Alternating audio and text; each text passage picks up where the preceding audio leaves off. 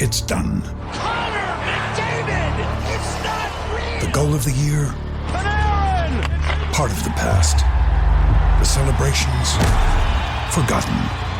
The history? Vegas Golden Knights! History. We're back to a blank slate. Clean ice. All that matters now is what happens next. The Stanley Cup playoffs. Eastern Conference Final begins Wednesday.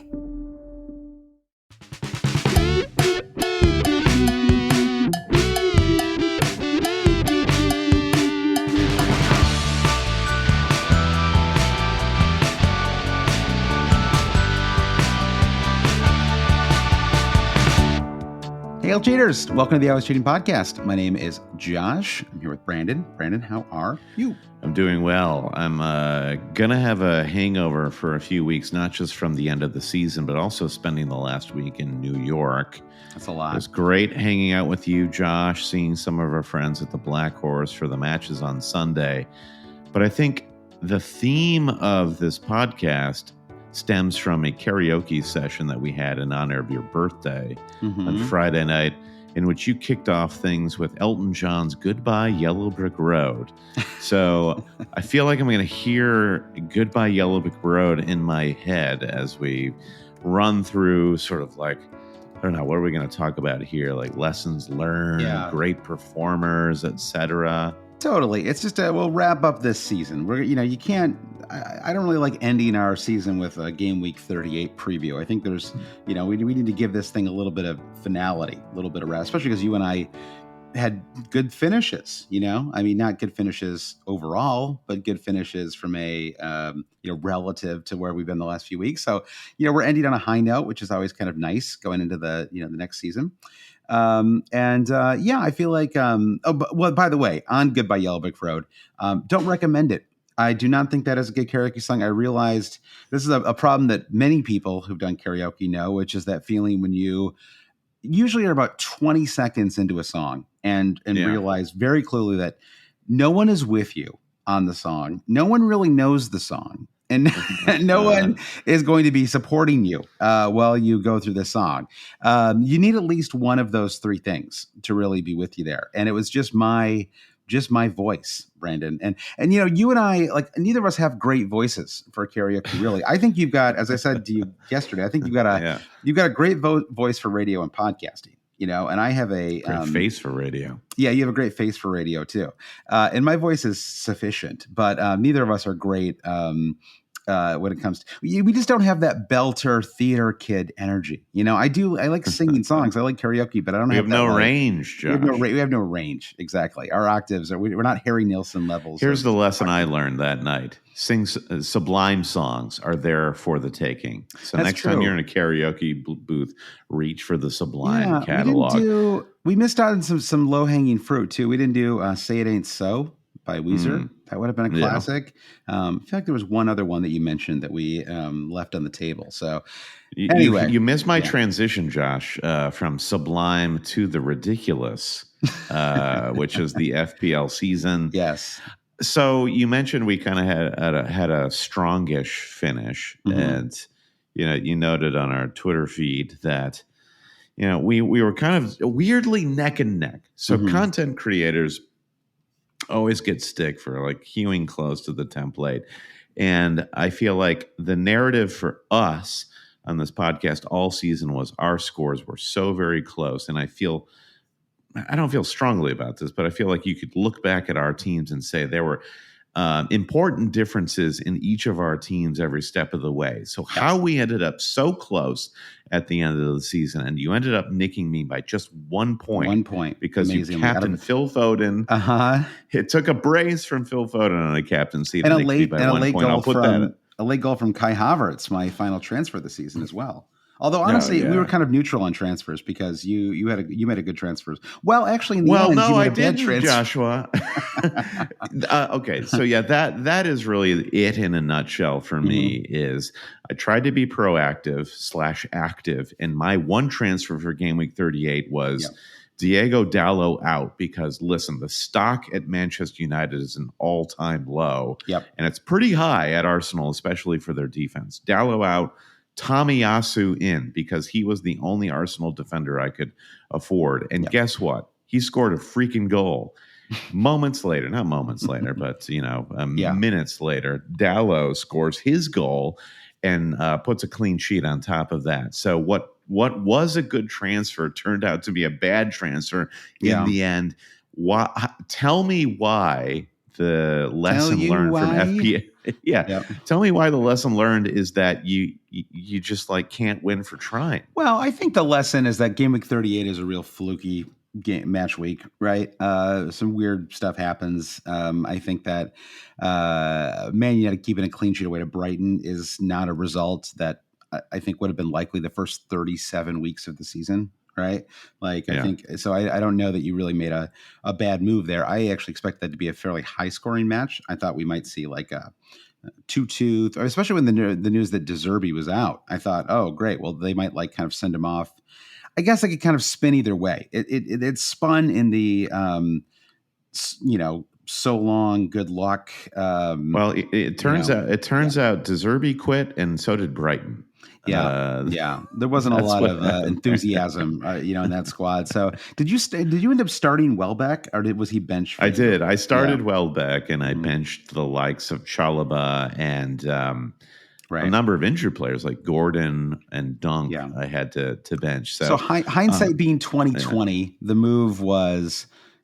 Welbeck to Mateta, exactly.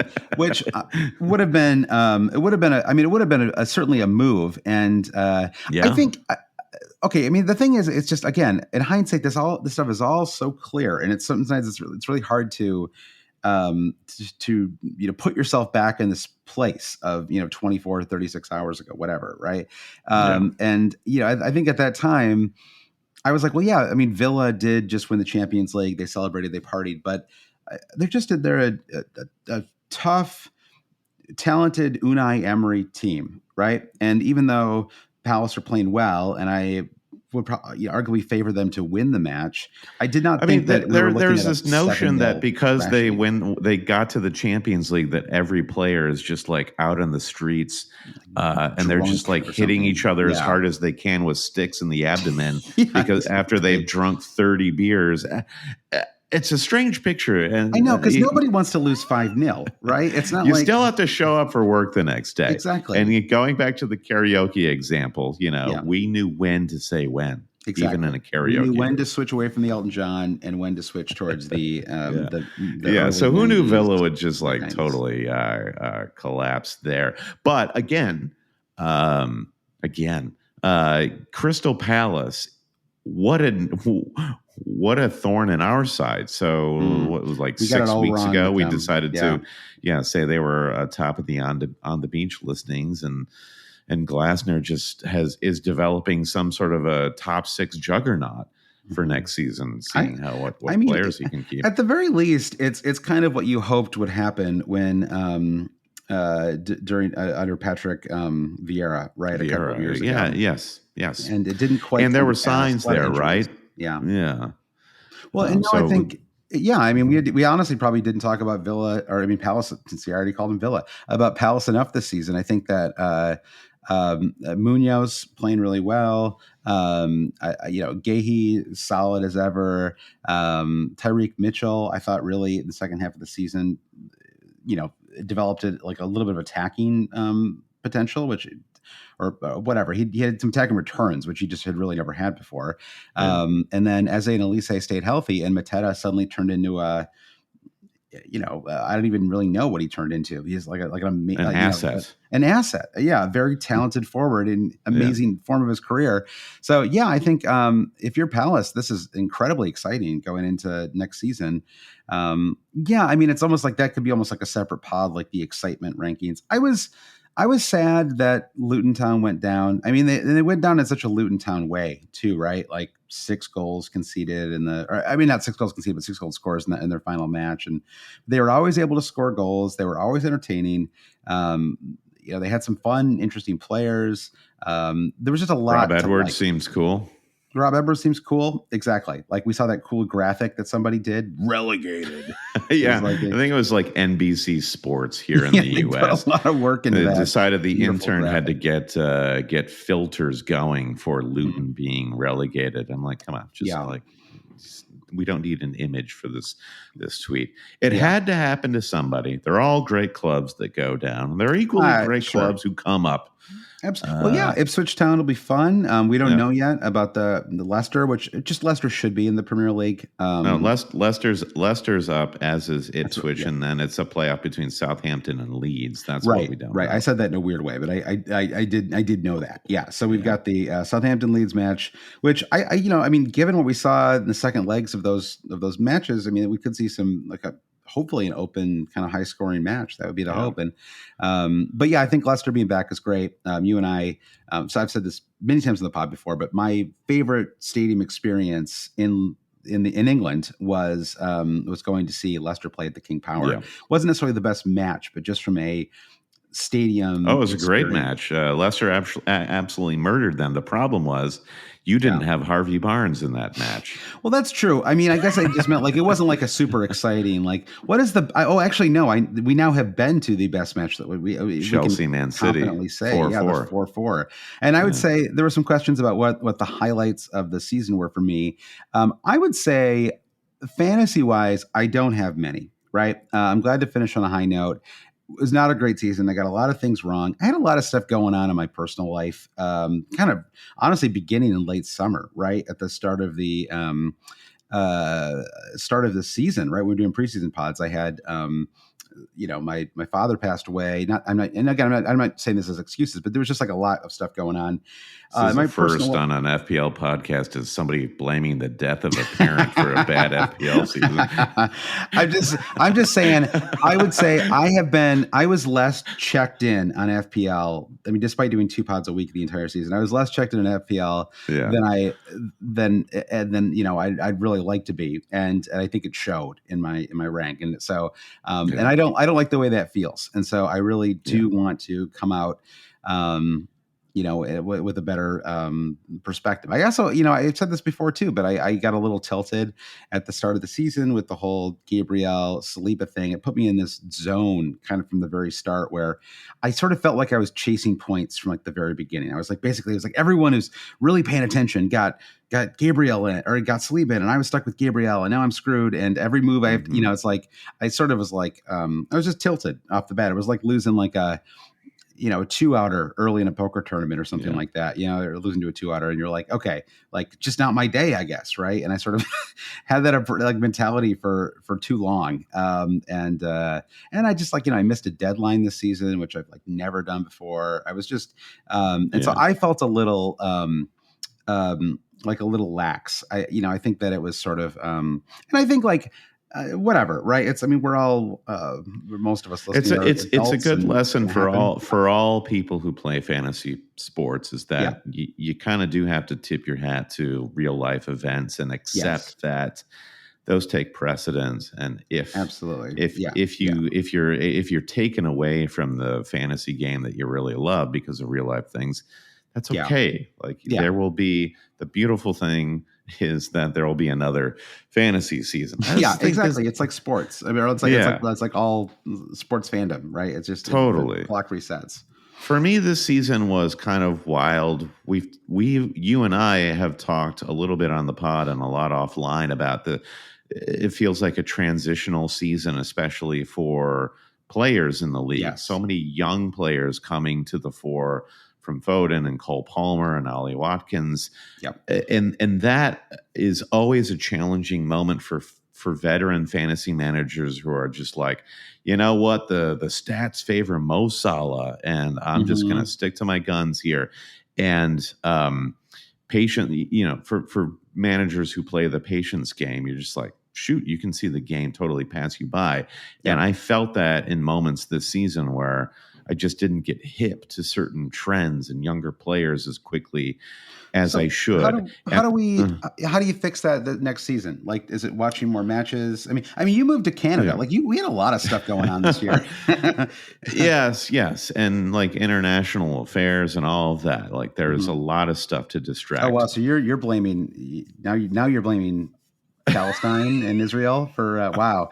See, I thought it was bad blaming my father's death, but you're going geopolitical here, which is yeah. You know, there's it's on all sides, my friend. It's on all sides.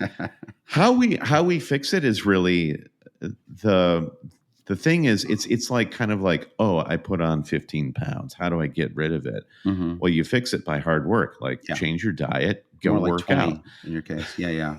Yeah. Listen, I'll underestimate. But how you fix that sort of situation in FPL is, things are kind of like recalibrating. Is you kind of have, you have to pay closer attention. You have to watch the matches possibly in a different way, or watch different teams more than you used to. You have to work harder, I think. Yeah, I think that's true. And I actually think it's something that I don't think I realized until I started to get a little bit older is one of the things that is actually hard about doing this kind of content maybe it's just doing any kind of analysis. This is probably true of like sports writers and stuff too, is you have almost like too much historical memory, right? And it starts to like crowd in a little bit on you, right? And maybe it makes you like less generous. Like you're like, oh, this guy's good, but Eden Hazard, when he came into the Premier League, was a way better fantasy asset from the right. It's like you sort of, it's like it starts to like affect, like there are certain like Erling Haaland comes in and everyone can realize how great that is, right? But it's the sort of like the B plus, A minus fantasy assets. Those are the ones that like a season is really built on, right? It's like everyone can kind of figure out how to get the defenders from the team that keeps Arsenal are like the only team that get clean sheets, right? But the forwards that score goals, but it's the kind of like promoted teams that have players who are super involved, right? It's like if they're, I don't even know what really necessarily. I mean, I guess maybe Doherty a little, Alfie Doherty a little bit this season, but in general, like you often have a promoted club where it's like if they're going to score, this player is going to be involved, right, and stuff like that. Like these just sort of little, they're not necessarily like that much. It's not necessarily that much work to find these people, but you do have to be plugged in enough to and sort of open to the fact that they're worth. Cole Palmer, to that point, becomes the story because he was the transformative figure at Chelsea. You were in him early. That was like the one, and I love that. That was easy for me because Cole Palmer just like emerged early for managers who needed a cheap transfer.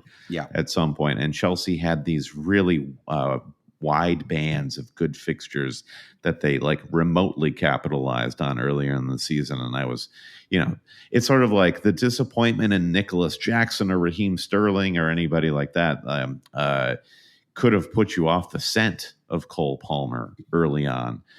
But I feel like Cole Palmer is becoming more and more a rarity, and that teams, like going back to the Crystal Palace example, what we're seeing more of are teams who become more complete teams, based on the Arsenal and Man City model, where Palace has everybody contributing, even to a fantasy realm. It's like Mateta, it's Elise, it is Eze, it's Munoz.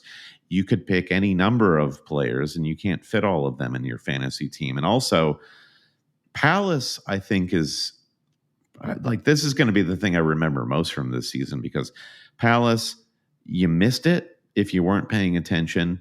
You couldn't not pay attention at a certain point.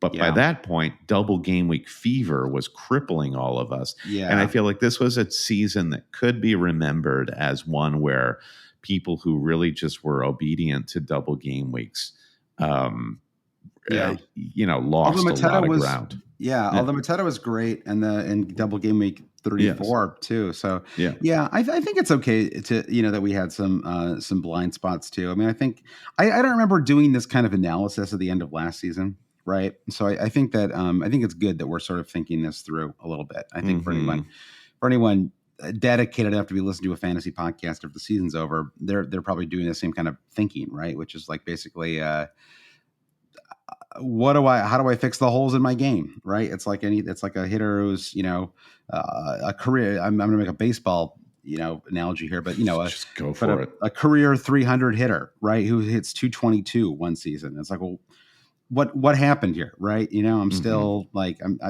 still the same hitter I was before, as far as I can tell. Like what changed? And so then you're like, I see, I'm chasing too many curveballs or whatever, or I'm late on my swing, right? Something like that. So, all right, well I pulled up here, Brandon, the leagues, or I'll share my screen here.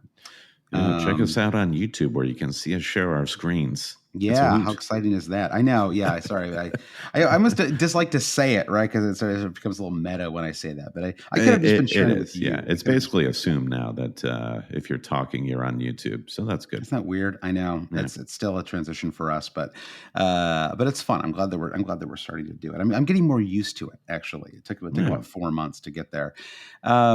But if you, I've shared the Always Cheating Super League. Well, here, you Brendan. really just want to throw shade at Ben Houghton here. How you bested him in game week 38. Oh yeah, I don't even know how to get the full view up here. I wouldn't even bother. That's going to take a minute, but focus your attention on the far left. Yeah. FPLGameweek.com. Great site. Use it every weekend. I know. I'm surprised. Almost every time that I share it, somebody asks me about it. Like, wait, what is this? Like, where did this come from? And so, I feel like it's always happy to share that out. So anyway, all right. Well, let's read out the top 10 here. And Byron Green finished in 10th place. Poor Lawrence Poose, by the way, Brendan, 11th. I feel like I read off his name every time I read off the Super League down the stretch. And he just drops out at the death, as they say. But we've got Sam Fleming in 9th, Matthew Allen in 8th, Jonathan Okerud in 7th, Jake Holton in 6th, Andre Trejkowski in 5th, Dan Simpo in 4th, Chris McMenamin in 3rd, Rashad Khan in 2nd, and Ben Houghton finishes in 1st place. Congrats to Ben. He finishes 11th overall. Wow. Nice 74 points. Looks like he actually finished on a green arrow too down the season, which is nice.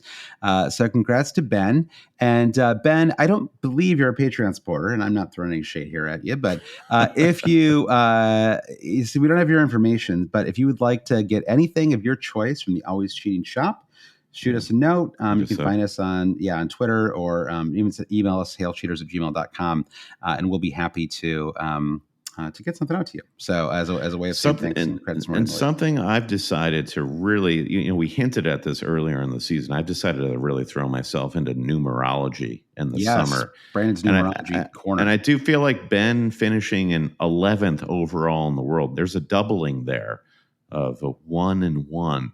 And I want to know more about what that means for us in the future of Always Cheating, and for Ben, for that matter. Yeah, maybe you could finish 1,111,011 next year, Brandon. That'd be kind of cool. All right, what about the Patreon League, Josh? All right, this Patreon League, and I'll just read out the top 5 here. We've been doing top 10s on the on our Patreon pod all season. So if you want to hear the top 10, become a Patreon supporter, and you can listen there. But congrats to the top 5: Joshua Bradley, Miguel Mija, Julian Douglas, or Julian Douglas, as I was calling him all season. I don't know, because I like to mispronounce names. Chris Krushka in 2nd, and Sean Murphy in 1st, Brandon. So Murphy finishes at the top of the Murph finishes top of the Patreon League.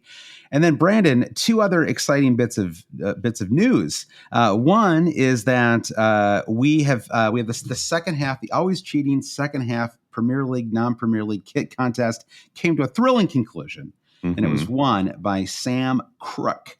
And so the goal of this contest, which I think now is going to have to be an annual thing, because it was very fun, and it was really fun to people in our Discord were sharing picks of the kits that they were going to pick if they won. So Sam, as the winner, he decided to go with the kit. You must explain further. You can only pick a non-Premier League kit. So yes. So that was the joy of like seeing a lot of kits that you'd not seen before from either lower divisions in England or around the world, for that matter. Yep. Exactly. So the one that he picked is the Dulwich Hamlet kit. And they're, as far as I know, maybe this is a common thing in the lower leagues, but they are sponsored by a record label, which I think is so sweet. And so it says Defected across the front of the kit. It says pink and blue kit. I really love it. And so I got kits for me and you and Sam, and I actually even got one for my 7-year-old because they were looking over my shoulder while I was doing that. And I got snookered in. Everyone's part of the Dulwich Hamlet orbit. Yeah, now. we're building a little mini Dulwich Hamlet. a little Hamlet.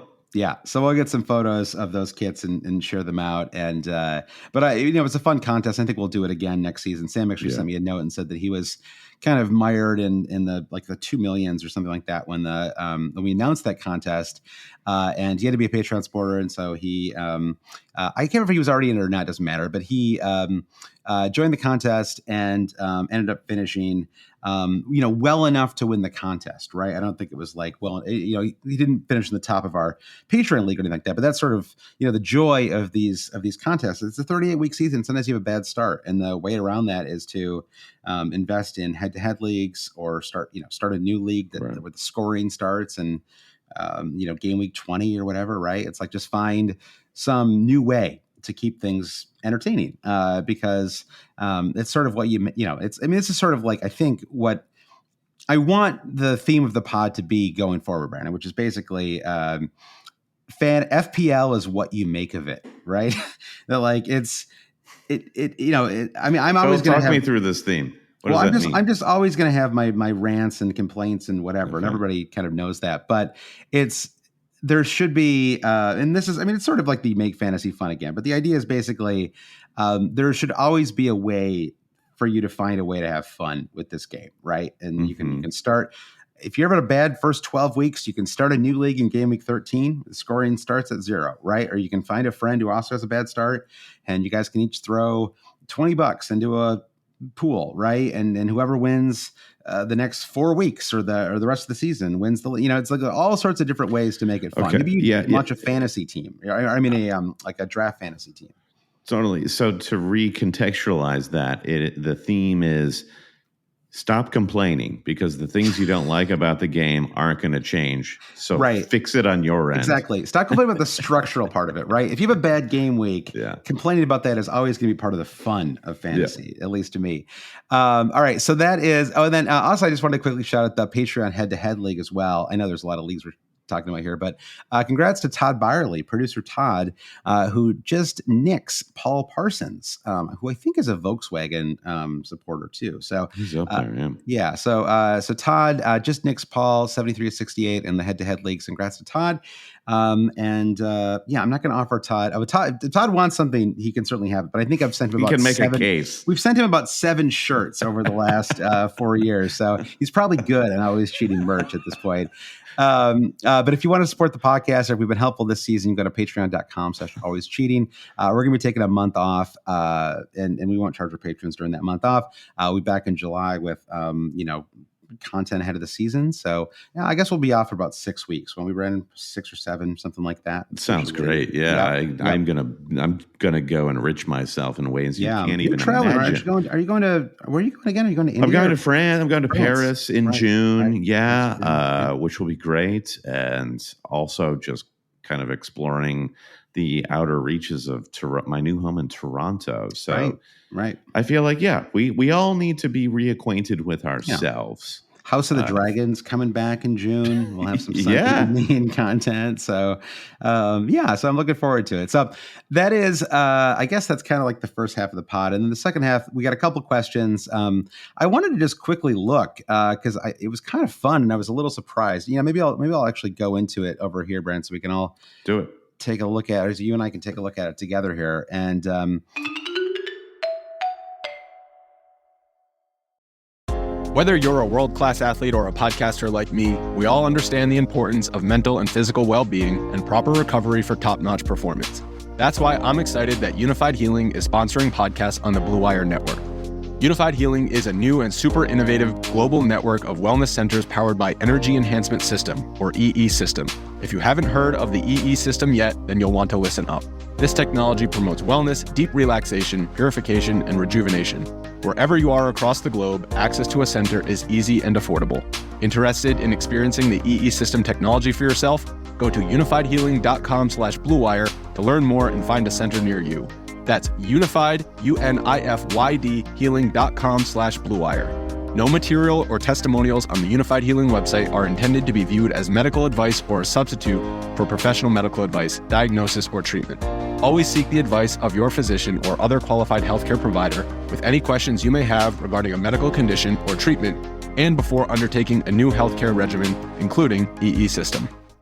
With threats to our nation waiting around every corner, adaptability is more important than ever. When conditions change without notice, quick strategic thinking is crucial. And with obstacles consistently impending, determination is essential in overcoming them. It's this willingness, decisiveness, and resilience that sets Marines apart. With our fighting spirit, we don't just fight battles, we win them. Marines are the constant our nation counts on to fight the unknown. And through adaptable problem solving, we do just that. Learn more at marines.com. This is the story of the one. As head of maintenance at a concert hall, he knows the show must always go on. That's why he works behind the scenes, ensuring every light is working, the HVAC is humming, and his facility shines. With Grainger's supplies and solutions for every challenge he faces, plus 24/7 customer support, his venue never misses a beat. Call quickgrainger.com or just stop by. Grainger, for the ones who get it done. I was just looking at the top finishers across the league. It's always kind of fun to take a look at this when the season's over.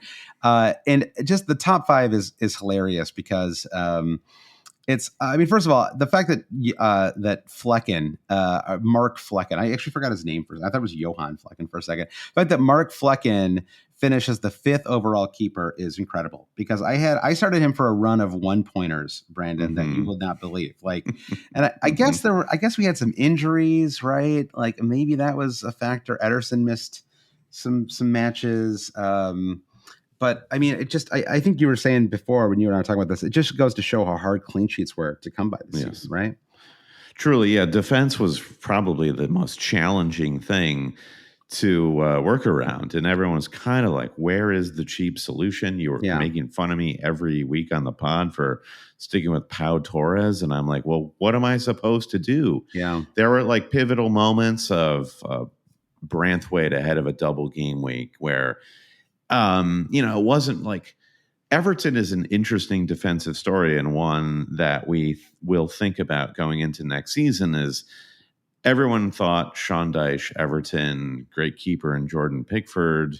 Yeah. Why not them as our cheap defenders in game week 1? And it was a bit of a disaster for Everton to start the season. Then they had the points deduction.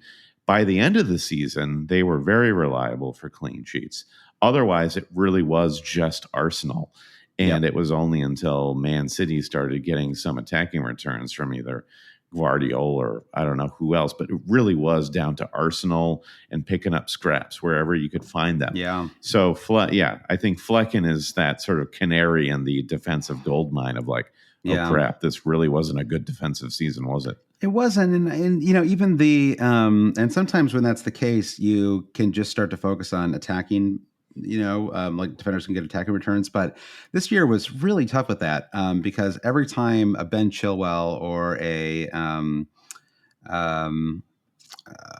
don't know, I'm trying to think of Trent Alexander-Arnold. I mean, Reece James, obviously, but like Trent, like they were all injured, right? It was like it was very, very hard to even find, defenders with attacking returns that were healthy. Gvardiol at the end sort of makes up for, like in the last 6 weeks, he made up for the first 32 weeks of kind of nothing really. I mean, he always looked good, it's sort of, and so now it looks like he might be like, I mean, what's he gonna be like 6.5 million next year? I think he's going to come in at a super high price. Yeah, we'll go into next season, I think, with the story being, remember next season where defense was bad and hard to invest in, and no one will be willing to buy Guardiola at whatever price he is. Yeah, and all Arsenal defenders are going to get a similar bump up. Yeah, I mean, Saliba and Gabriel will probably be at least 6 million each. 100%, they have to be. Yeah. So the question is going to be, Ben White. Yeah. Like, are you going to be willing to invest any money in defenders as opposed to the price we're going to have to pay? The luxury of this season was we could buy all these attacking players on the cheap. Right. From the Palmer, even Foden, I guess you would qualify as kind of a cheapie. And then, later stages, you had the Palace guys.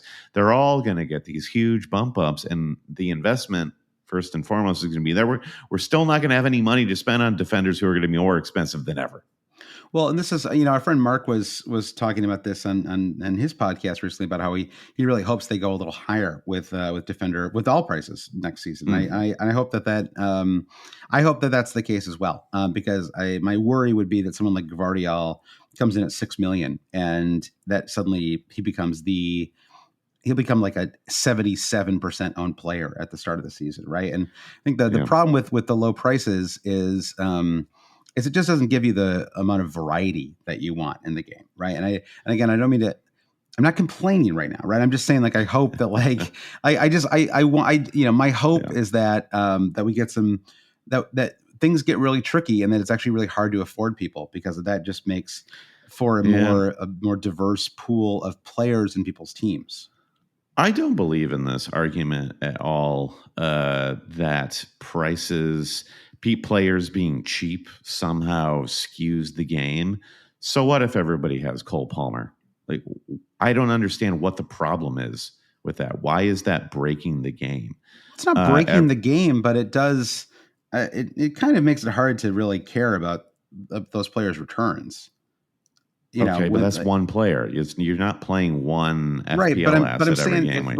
When everyone's like appropriately priced, and you sort of look at like the data revolution in fantasy, right? It's like there's sort of it's pretty easy to put together like an optimal team, right? And that everyone can afford. And so you start to see teams that have 10 or 11 of the same players and they're starting 11. And maybe that's, I guess I'm like 2 steps ahead of you on the what is our new theme? Like make of it what you will, or make whatever. of it what you will. Yeah. I also I think about this bar I used to really like to go to on Flatbush Avenue in Brooklyn, and everyone I took there would complain about the, nice bar and everything, good beers on tap, but it's kind of expensive. And I loved going there because it was overpriced, meaning that there was always a seat, because they didn't draw crowds, because everyone saw it as nice bar, overpriced. Gasoline Alley, is this the spot? No, remember Roses? They had the former Franny's pizza place. It became Roses with the burgers. Oh, in Brooklyn. I thought you were talking about like back when you were in Detroit, like way back when. Oh, yeah. These bars exist all over the planet, I'm sure. But so the trap you can fall into is you make things too expensive. That bar's going to be empty, my friend. Okay. Nobody's going to play this game if you can't buy any of the players you like to watch Saturday and Sunday. Well, make of that what you will. Well, we'll. I don't really know. I mean, we'll see. I don't want to go down this road too much because it's gonna. I don't. You disagree. And that's okay. No. It's. I mean, I don't like vehemently disagree, because now I'm just thinking about. I'm holding 2 thoughts in my head right now. One is that I kind of tried to have it both ways a little bit this season with stats, and like sort of look at them quite a lot, but then also try to come to my own conclusions. And you kind of have to go all in if you're going to use the stat stuff. Like, it's kind of hard, I think, to just kind of pick and choose, right? Because I think if you do that, you end up just picking stats that justify how you already feel, right? And you're not really using them to the best of your ability, right? And so I don't know. I feel like, but a lot of people who were stat based had really strong seasons, and there's no shade on that. But I do think that I think that there's a different way to go, and I do think that, like, you and I were talking about this over the weekend, and that you look at someone like Ben Crellin, who consistently has really strong seasons, and I know that he's using FPL Review and all these other sites as well, but you very, very consistently see defenders, midfielders, random players in a squad that seemingly no one else is talking about, right? Like players that are just sort of that aren't part of the kind of social media conversation or whatever, right? That aren't necessarily part of the scout or hub, starting 11 for that week, right? And it's sort of Right. there's a lot of there's a lot of there's a lot of room still, I think, to be creative, and I think that I am.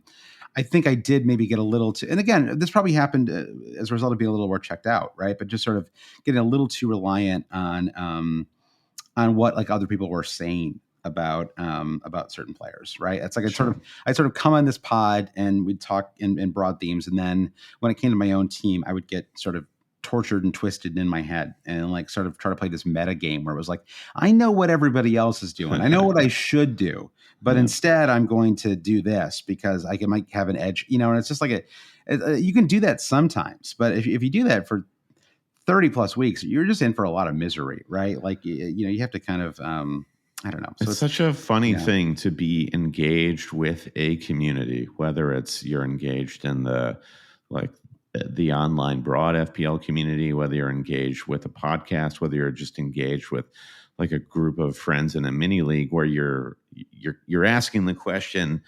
We get this question a lot. Throw out some players who are under the radar.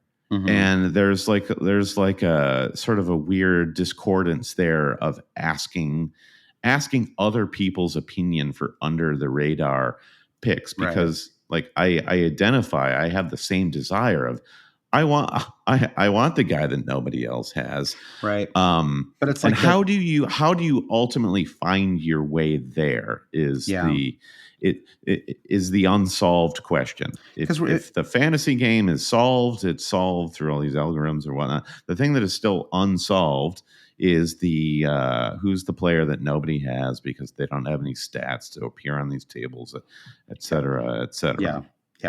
Yeah. And I think, I mean, we're not like, I'm not saying we're like the New York Times or whatever, but it's like, the second we or anybody else kind of in this little world of fantasy content, like start talking about them, then it's sort of like, we're like the establishment, right? So it's like the second we start talking about them, they are no longer like a super under the radar pick, right? Like it's not that we're kingmakers. Well, but us, there's a collective effect that starts to take over at the very least, right? And so you're better off in some cases just finding your own little hubs. I think that, which is not to say that the content creation stuff isn't valuable. Although I think in general, especially the longer we play fantasy, I am drawn more to fantasy content that is just fun. And I'm looking less and less for information, right? And I'm looking more for personalities and just entertainment, right? It's like the experience of playing fantasy. That's really what I'm. That's something I enjoy listening to, that kind of content. I enjoy doing that kind of content, right? And the sort of like digging through stat table stuff. I just feel like I'd almost rather read an article about it, than listen to like 50 minutes on it. So it's just my own opinion.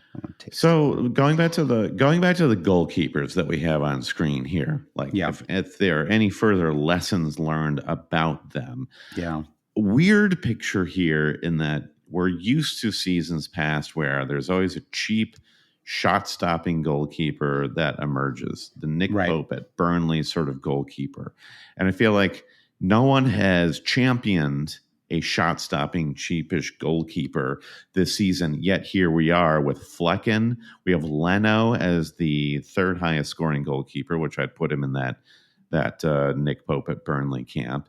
And then Jordan Pickford is really emblematic of all of those traits, and because he's just like a little more high profile than any of those keepers. So I feel like if you look at it that way, this season with goalkeepers was really no different than any other. I know. It's just get it. It's like the only trick really is you probably want to spend 4.5, right? If possible, yeah. The like, I'm going to get a 4 million keeper, and it's just like the Areola thing. I mean, in the end, he actually finished close enough in points that maybe you can get away with it, but it was had he played like every minute of the season, maybe he does better than somebody like Leno. But I think I'm totally over goalkeeper rotation though.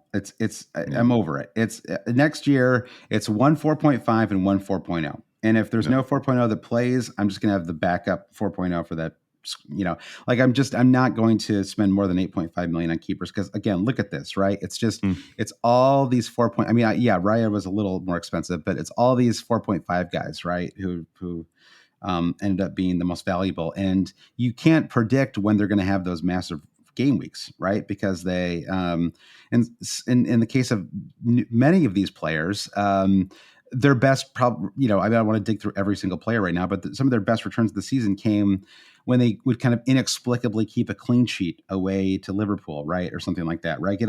It's like the 13 pointers in the matches where they get 9 saves, right, or maybe they save a pen or something like that. It's like those are the reasons that the 4.5 keepers can be valuable, right? It's you don't necessarily get Ederson level 6.6 points, but you get 2, 2, 14, 3, 11, 2, 2, 10. And it's like, but in the end, if equals you just play the same number. It equals the same number, and you're saving money, right? So, totally. Yeah. So you even Ederson is like 8th down the list here, something I know. quite poor for as the gold standard of City is concerned. I guess he missed a Vicario few actually weeks. kind of shocking to me too that he finishes even below Ederson, and he's just one of the better goalkeepers in the league, but he's an absolutely abysmal fantasy asset. I know, he really was abysmal. I had him down the stretch, and they just couldn't keep any clean sheets. I mean, it was just except in 38. So game week 38, baby. Yeah, I know. Yeah, them and Man United. We laughed to the bank. Yeah. So defenders, look at the top 10 defenders for the season. It's honestly a lot more straightforward. Unsurprisingly, 1, 2. It's actually kind of cool that it came out like it turned out this way. 1, 2, and 3. Arsenal. Ben White, Saliba, Gabriel. 1, 2, and 3. Pedro Porro makes a little bit of a late jump here, right? With a 15 2 goals back to back. Yep. 2 goals back to back, and then a 15-point return. Or I guess it was 14 in the end, in the Sheffield United match. So, and Branthwaite, I mean, how about him too, right? Finishes 4.5 million. I think was that his starting price? It was. And then he got all the way down to 4.1. And how funny is that a player went from 4.5 down to 4.1 and finishes as the 5th overall defender on the season? Kind of remarkable. Revenge is sweet for Branthwaite. Yeah. I guess the question for him is, is Everton primed to sell him off to another club? Is he on the John Stones trajectory? I don't know. He's quite good. I think they need some building blocks though too, right? Like sure. they need, I agree. So if you want to play Dyche ball, and they need to invest in the fullbacks like big time. Yeah. I mean, that's exactly. Ashley Young and Coleman are they should own the club, not be playing for it. It was I mean, I think Coleman is going to leave, right? I don't know if they've officially announced that yet or not, but that's the end of an era. I mean, he and Leighton Baines like 10 years ago. And then, the bottom of the top 10, you've got Walker and Guardiola, kind of as expected, where they're kind of in that Ederson zone, right? Bottom of the top 10.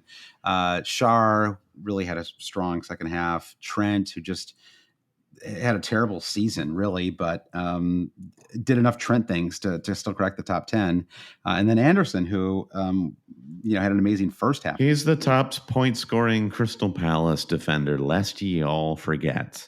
And it's going to be interesting to see how Palace defenders get priced going in to next season. And like suddenly you're like, oh, well, I can only afford Anderson instead of Munoz, who I really wanted. And is Palace going to be the I can only afford the center back sort of team? I don't know. Trent, by the way, 3 goals, 5 assists, 8 clean sheets on the season. You could make an argument that he was the most overpriced player in fantasy this season. Ever? Certainly he's up there, right? I mean, he finished at 8.4 million. I think he started at 8.5, right? Which is an insane price. I guess he was okay. He was actually at 8 million to start the season. So he got all the way up to 8.4. Jeez. Your favorite expression, Josh, FPL Towers got over their skis on the pricing there. Yeah, I think they did get a little over their skis, sadly. So, so I think we'll see him closer to 7 million next season, which I think is right. I mean, it's kind of funny that the whole story this season about everybody being underpriced, and then he was the one player who everyone was like, okay, I can't actually go that far. That's a little too expensive. Yeah, that's insane. Yeah.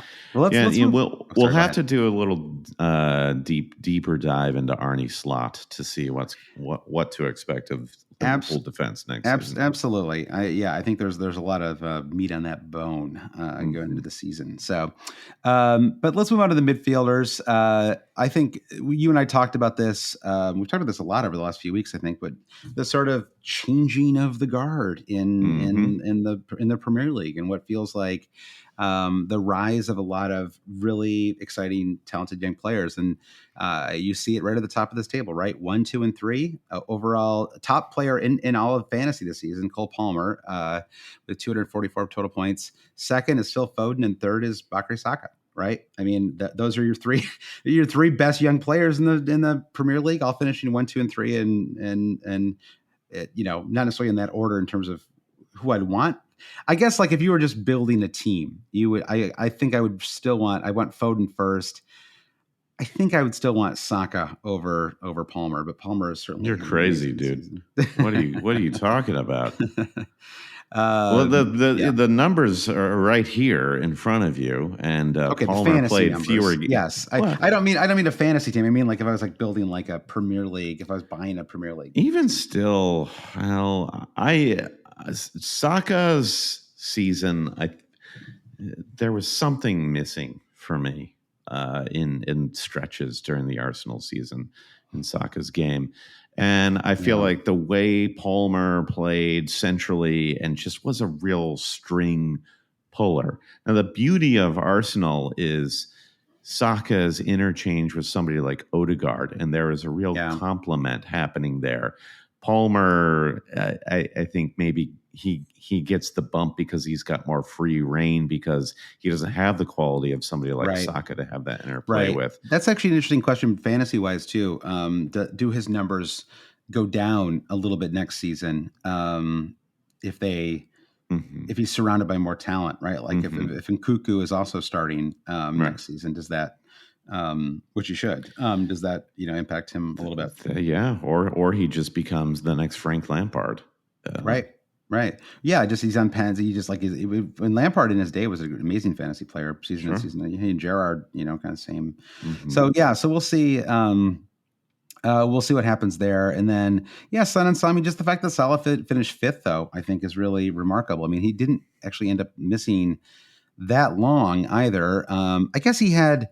He missed. Was it 4 matches for AFCON, and then he got hurt. And then he came back, and then he got injured again, and so he did miss 6 matches on the season. But even still, it was just not a vintage Mo Salah season by any stretch of the imagination. I had this thought that is Salah entering his like late stage Wayne Rooney phase of his Premier League career, which then means Salah to Everton is on. Oh my God, no, I don't think so. I think it'll be like Salah to. Atletico Madrid or something like that, right? That's like he'll go there. That's why every like 32-year-old once brilliant player ends up at Atletico Madrid at some point. And I think Anthony Gordon too, another like it kind of became like a little almost commonplace by the end of the season, but he was I did not like he was an incredibly expensive signing for Newcastle, and it wasn't like I didn't rate him at all, but I thought he had a really impressive season. Obviously very good season fantasy wise, but just as a player, right? I thought he was showed a lot, right? He was a really fun player to watch all year. Yeah, he stuck it to the haters for sure. He did. I loved it. I thought he proved whatever he had to prove. He proved it this season. So bless. Yep. Son had a classic Son season. Some good, some bad. Take the good, you take ugly. The bad. You take it all, and then you have the facts of life. And then Bruno way down there in 12th, which is just he was one of the more frustrating players this season. Almost all of us owned him. You have to cast your mind back to the early part of the season. Man, you had an amazing run to start the year, and it was basically it was how. It wasn't even like, are you going to have 3 Man United players? It was like, which 3 are you going to have, right? And all of them disappointed. I guess you had Onana for game week 1. That was your one your one good moment with Man United. Yes, yeah, when he should have gotten a red card against Wolverhampton, instead he ended up with 9 points. Yeah, I love the story of Bruno Fernandes this season, because it is like, is Bruno Fernandes going to be a legend that we tell our children years from now and they won't believe us because he'll disappear to your beloved Atletico Madrid? Or is he part of another Manchester United renaissance? Yeah. Because I don't see this like story as we saw it this season with Ten Hag, Bruno, and United continuing as you could say that about this whole era of Man United, right? In the last like 10 plus years. Well, yeah, you could. I just feel like everything kind of gets rotated, and Bruno has been this weirdly consistent heartbeat in a dysfunctional club for the last 3 seasons. And God, he must be like, he's got to be working overtime behind the scenes to figure something out. At least he plays. I mean, Marcus Rashford doesn't even like in the top 30 of this list of midfielders. So I'll give him credit for at least playing the full 90 all the time. Until game week 38 when he got hooked in the 59th minute on a 0-pointer. So Bruno at least snuck into 10th. I thought it was interesting though that in 11th and 12th you have Declan Rice and Rodrigo. Sort of like perfectly appropriate that those two are right next to each other, right? And 11th and 12th place, the two arguably most important players of the of the actual Premier League season. Like the best midfielders in Europe. So incredible. I wonder if that status sort of puts them at like any other midfielder in the league who plays that position will never touch these numbers fantasy-wise. 7 goals and 9 assists for Rice, which is a huge number for a defensive midfielder. And Rodrigo finished with 8 goals and 10 assists, which I guess he had like a little more free range in that squad. But I mean, these guys are 5.5 and 5.6. Like maybe we need to think of them like we were talking about 4.5 keepers. Like maybe you just get one of these 5.5 million midfielders on one of the best. I mean, I guess the problem is they take up a valuable slot, right? For Phil Foden could be in that slot. You have Rice this season, and then you can't move to Havertz, who nobody trusted at the start of the season, and then became weirdly their most consistent attacker. Yeah, 13 goals and 10 assists for him. So, again, this is why when I look back on this season, I don't think I'm going to remember a lot of the fantasy stuff, but I do feel like I'm going to remember a lot of the Premier League itself. Like it was an interesting year. And I know if you look only at the table at the end of the season, yes, Man City won again. But it was a fun season. Like interesting stuff happened, right? Like I enjoyed watching this changing the guard. I enjoyed, there's a lot of talent, a lot of good matches this season. You and I saw maybe the best match in that 4-4 with Chelsea. I don't know. Do you agree with me there? Well, I guess, really. I feel like that's like one slice of it. And then as the years go by, we'll just remember this as yet another season in which a really good team got edged out by the juggernaut of Man City for the title. There's something about this season that feels like a prequel to something that I don't quite know what it is. Is it a prequel to an Arsenal dynasty? Is it a prequel to a bunch of mid-table teams becoming more established? Or is it just kind of more of the same? I feel like it's not totally written. Is it Furiosa or is it Attack of the Clones? Right, we don't know yet. Whatever it is. This is a Premier League saga this season. All right, well let's end with the forwards here. Pretty rough year for forwards. The roughest we've ever had. That's absolutely for sure. Ollie Watkins was amazing all season long. Erling Haaland had a so-so season until the end when he turned back into himself, won the Golden Boot.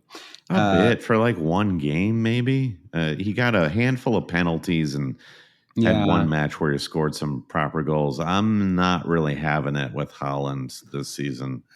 But he's going to become like an albatross, like of a fantasy asset, and I kind of hate that. We're Yeah. all going to have him at the start of next season, and we're all going to be holding our noses, paying whatever price he is. Yeah. I mean, we just need another player who can challenge him for the captaincy, right? Maybe it's Palmer, maybe it's some new player, maybe it's, I don't know, maybe it's who knows, right? We'll see what happens. Maybe it's Foden. We saw that in game week So 38. this is the other side of that Cole Palmer is too cheap argument. Of the other people argue the other way of why don't they make Holland even more expensive so nobody has him, or you really have a horrible team to have this guy. Yeah. It's sort of like keep the other competitive assets like Cole Palmer and Arsenal players as cheap as possible, because this season proved there is a way to not own Holland and to have a great season apart from a handful of isolated game weeks where he goes off. I think the other thing too is you really could get away with not captaining him a lot this season. And it was basically that you just have to be logical about it, just the way you would in any other season with other assets, right? If Holland is at home playing a mediocre team, right? Especially like a mid-table. In some ways, mid-table teams are almost better, right? Because mid-table teams might actually try to play the match a little bit, right? Sometimes you get like real bottom of the half the table teams. They just basically trot out like 7 defenders, right? And the match is a drag. But you know, like, because you look at his biggest returns, right? It's like, I mean, the Spurs one, he did have 13, but that was like a late pen, right? I mean, that was just like whatever. Like, but I think, you know, Wolves at home, Luton at home, Everton at home. I mean, I guess early on he had a couple of nice returns in away matches too, but like Fulham at home in game week 5, it's like there are times when you just have to captain him because he's going to kill you because they're just playing like some whatever team. But I think in general, there were lots of opportunities to go somewhere else with the captaincy. Sure. Look at game week 38. They were at home to trash West Ham, and Holland played 90 minutes. The choice was clear. Phil Foden. Well, I mean, he also missed like he had like a which is what he's been doing all season. That's what true. we saw in game week 38 was no different. It was actually very predictable. Yeah. Well, you know, quick moment for Ollie Watkins, who was great. Finished with 19 goals and 18 assists, so close to a 2020, which I think would have been maybe Henry did it, but I don't think in general we've had many 2020 seasons in the Premier League. So super close for him, but amazing year. Really genuinely thrilled that Villa are in the Champions League next season. I think it's so cool and fun, and they have an amazing European Cup manager, right? Like somebody who could actually get good results away. And so, I mean, are you excited about that too? I just think it's fun, right? Like we don't need another. I mean, listen, no disrespect meant to Spurs or anybody else who might have got that spot, but it's just fun to see somebody new in the Champions League, right? I need more Tom Hanks. I want Wilson memes all over the place next season. Yeah. I'm with you. And Villa is, you know, it's sort of like the return of clubs like Leeds or Nottingham Forest to the Premier League. Villa getting back into the top 4 it's like a throwback in a way. Yeah. And the makeup of that team is really exciting. There was an interesting question posed on Second Captains, one of our favorite podcasts, where they're like, if VAR were to go away, who benefits least? Yeah. And the answer is Aston Villa, because Emery plays this suicidal high line, and they, to a degree, rely on VAR to keep everybody honest and to basically call off a lot of goals. So, I want to see Emery keep up, hold to his principles, keep this team going in the forward direction, because it feels like they haven't reached their peak yet. No, it's not like one of those weird like year. You know, it's not like they have half the squad are on loan players or something like that, right? Mm-hmm. It feels like it's a lot of Douglas Luiz and Watkins, a lot of young players, and so we'll see. I remember talking about some player that I was hoping that they would buy, and I can't remember who I was saying. I wanted them to play up front with. Ivan Toney. I wanted them to sign Ivan Toney as their like backup forward next. I don't think that's going to happen. Yeah, but to get the Brentford boys back together. Yeah, exactly. That'd be a really fun fit, I think. So yeah, and then I mean, Solanke, Isak, like good seasons. Ultimately, like kind of, but just a real mediocre pool of forwards this year. I would be surprised if it was this bad next season. Darwin, I mean, just by the end of the season, he wasn't even starting for Liverpool, right? So, so I think we're going to see a lot of. I mean, the Premier League's got tons of money, and there's they'll find some players, right? I think we'll see some better forwards next year, and it'll be interesting to see if someone like Solanke makes a move, right? Does he stay at Bournemouth? Does he move on to like a club with European matches? Okay, where would you put Solanke if he were to move? I mean, I haven't really thought about it, but I mean, I don't know, Chelsea. Like that'd be an interesting spot, right? Like Solanke, Palmer, and that'd be kind of a fun combination. It's like the thing that it feels like Chelsea was missing up front was physicality this season. They didn't lack for speed, which I think worked to their benefit. But yeah, do they get more muscle with Solanke? Then there's the rumor of Isak to Arsenal, which I think is pretty intriguing. It's sort of like cool. It's the same idea of let's put more muscle on Chelsea, and Isak is like, I would hate to displace Havertz, but I feel like Havertz is not. I don't know. I'm just not. Yeah. I don't have enough faith in Havertz to keep all this going. Yeah, but all the top clubs have big squads, right? And they've got and they have lots of depth at the top positions, and Man City do along. I mean, look at Man City, right? I mean, they have 2 world-class forwards, and one of them is, it was so needed for so much of the season, right? And then he's kind of back on the bench, and so I think if as long as you're winning a lot, I think these guys can handle not starting every single week, right? At least for a little while.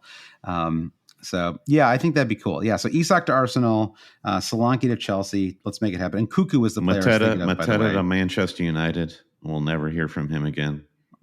No, we don't want that. Don't do it, Mateta. Yeah. Also, let's at least kind of see what Højlund can do. He's had some moments. I don't know. Like they got to give some of these guys a chance anyway, right? There is something at least more interesting happening. It feels like there's like a new generation of players that are kind of fun and interesting at Man United. And like what you don't want is for like a bunch of 32-year-olds to come in and in last gasp their way. Sure, that Casemiro party was pretty short-lived. It's true. Yeah, they had one season, one good Casemiro year.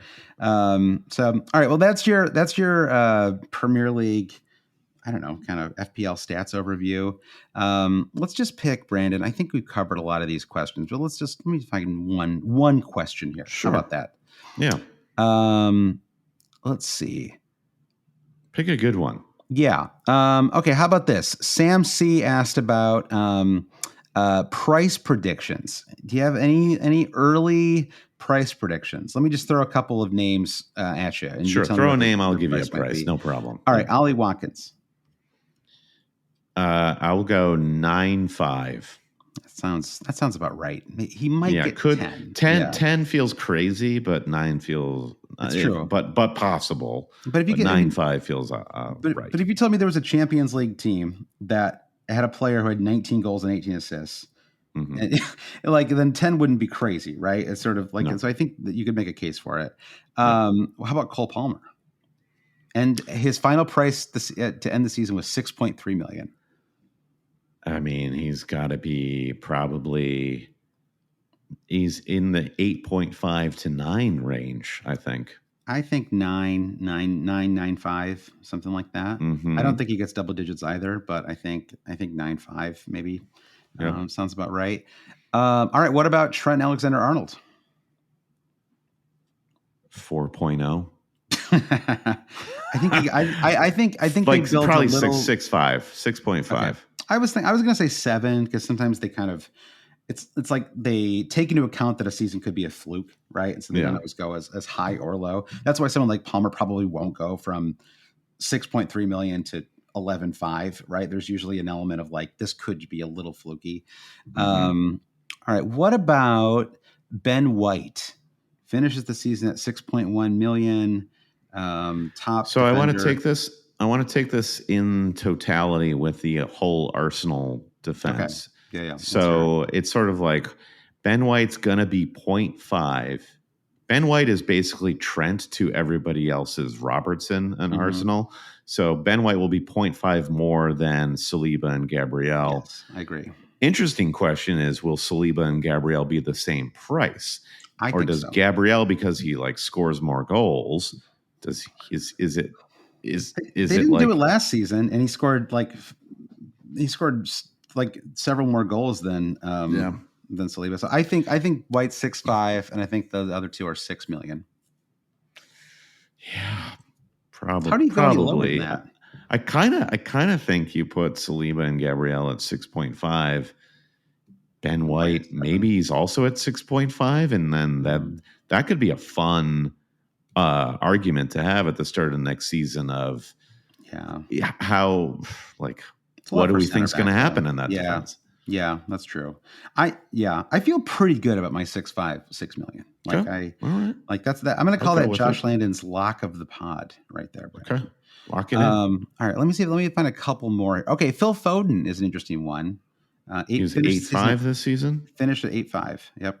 I just have the started finishing prices here. I can't remember. He must have been 8 if he finished at 8.5. Yeah. I mean, he's player of the season. You could put him at 10. Honestly, that's what I was thinking. 10 was what I was thinking too. 9.5 or 10. Yeah. What about KDB? Kind of the other end of the coin. Let's see. Let me give you his final price on the season. KDB. God, I gotta scroll down. He's just been so injured. Started the season at 10.5, finished the season at 10.6. I feel like part of this is you play these assets off of each other and make fantasy players make a choice, like we were saying with Arsenal defense. So De Bruyne and Foden are this sort of, they're a Gemini, if you will. So if Foden is 10, then De Bruyne is 9.5. If Foden is 9.5, De Bruyne is 9 or 9.5. And they could both I feel be like 9.5. That could be interesting. I think you're right. I actually think 10 for Foden, 9.5 for De Bruyne would make sense. I mean, De Bruyne will be his age 33 season, I think, next year. Has not been able to stay healthy, right, for many years now. So I think you have to factor that in as well. Okay, let's see. Let's do one last player.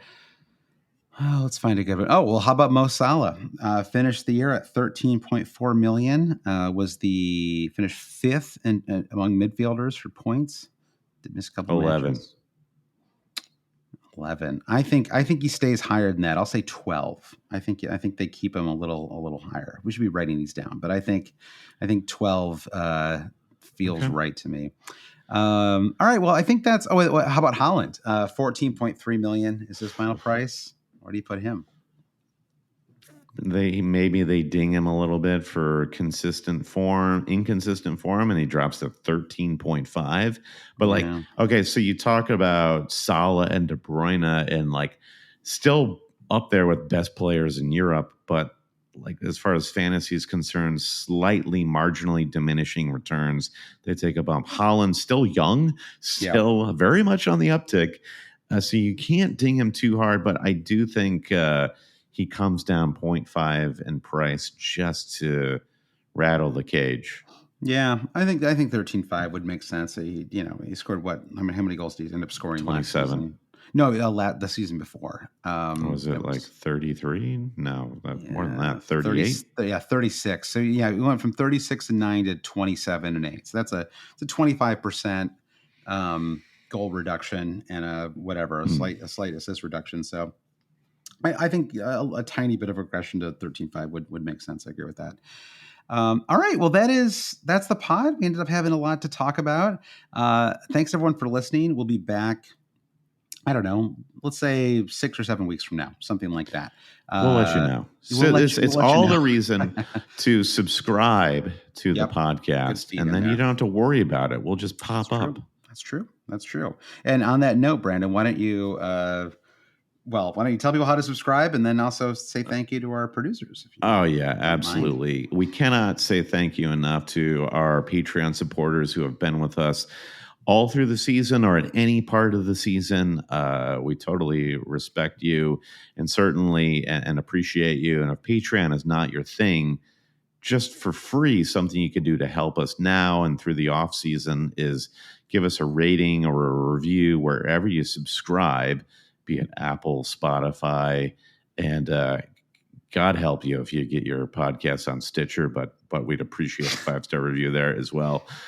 We remain stalwarts on the Twitter platform. That's where you'll get lots of updates for us. But follow us wherever you get your social media. Our website, alwayscheating.com, also has a online store if you need an idea for a mini league winner. We've got pint glasses, hats, t-shirts, sweatshirts, hoodies, whatever. That could be a fun gift if anybody in your mini league also listens to Always Cheating. But we'll close by thanking the big cheeses of Always Cheating, our producers, Mike DePietro, Trevor Ingerson, our buddy Chris Howell, Babas Kuhn, James Holland, Dave Wagner, Lodahl, Nick Wright, Lazaros Llanos, Jesse Halstead, Bruce Kerr, Brian Chin, Blair Jacobson, Todd Byerly, Andy Portlock at FPL Merch, Carrie Swanson, Jefferson Turner, Buffalo Wild Wings, Francis Moore, Sam Shower, Caleb Robbie, Volker Paulson Kruger, Alex Holcomb, James Keatley, The Saint, Bob Fox, Craig Jackson, Shalin F. Kadakia, Terrence O'Donnell, Heath Graham, Thomas Tislov, Noah Louise, Travis Grant, Linus Fennerstrom, Dan Parsons, James C., Matthew Skinner, Fro Jacobson, Brennan, Daniel Hart, Lolly, Ben Coombs, Eric Kite, Gareth H. Rune Sandberg, Brian Clark, and James Murray Wood. Josh, thanks for another great season. Let's enjoy a little downtime, and we'll come back for season 10 of Always Cheating, if you can believe it. Yeah. This time it's for real. This time it's serious. Yeah, exactly. The 10th year. 10 years of podcasting. It's a good long time. We got to figure out how to appropriately, commemorate that. So, well, thanks again to everyone for listening to the pod. And we hope you have a great summer. We'll be back soon. Bye.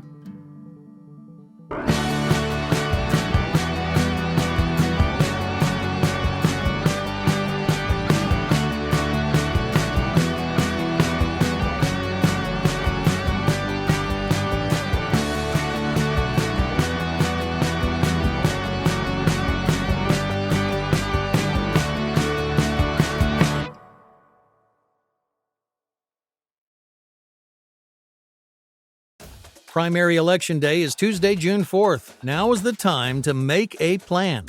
Whether you plan to vote absentee by mail, in person at your county auditor's office before Election Day, or at your polling place on June 4th, it's important you take steps now to make your plan at voterready.iowa.gov. Remember, Election Day is Tuesday, June 4th. Find more info at voterready.iowa.gov. This message is presented by the Iowa Secretary of State.